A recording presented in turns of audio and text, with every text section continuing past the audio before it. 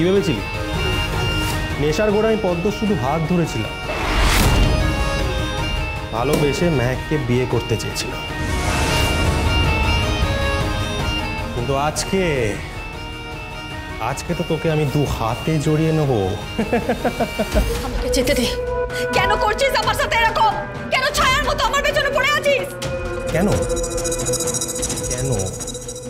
কারণ তুই আমাকে আবার কোর্টে টেনেছিস। তোর জন্য মেহেক, আমার ভালোবাসাকে আমি বিয়ে করতে পারিনি। তোর জন্য অনেক কেচ্ছা হয়েছে। তোর জন্য আমি নিউজ পেপারে হেডলাইন হয়েছি, সোশ্যাল মিডিয়াতে ট্রোল হয়েছি, যে যা পেরেছে অপবাদ দিয়েছে আমার নামে। এগোবি না, সামনে আসবি না, আমার বারণ করছিস, সামনে এগোবি না। গীতা, হ্যাঁ কত টাকা লাগবে তো বল না, কত টাকা লাগবে? চল না গীতা, আমরা একটু ডিস্কে যাই, লং ড্রাইভে যাই, কিংবা একটা কাজ করি, যেখানে আমি পদ্মর হাতটা ধরেছিলাম ওই পুল সাইডে,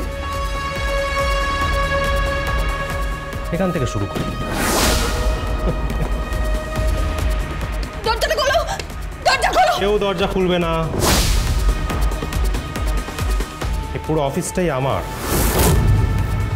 ওই যে সৈকত দত্ত, সে আমাদেরই কোম্পানির ম্যানেজার স্টাফ। এটা পুরোটা একটা ছক। চল আজকে তুই আর আমি পার্টি করি।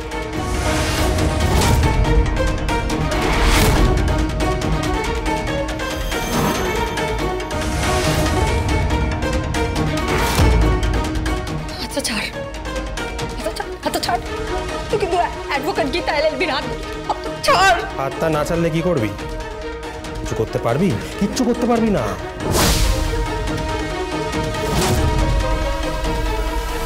তার মানে এই সমস্ত ফাঁদ তোরা পেতেছিস?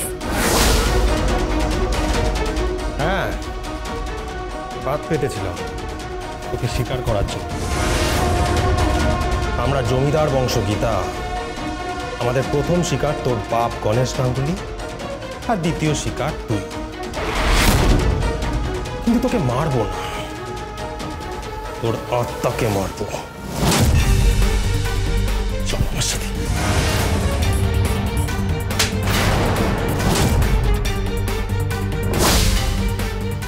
এই বাবু সোনা, কোর্টের ভেতরে আমার মুখ চলে, কোর্টের বাইরে হাত চলে, কোর্টের বাইরে কিন্তু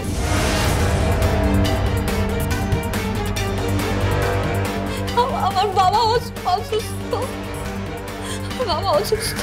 জানি তো, জানি। আর তোর বাবাকে ঘিরে রেখেছে আমার লোক। কি?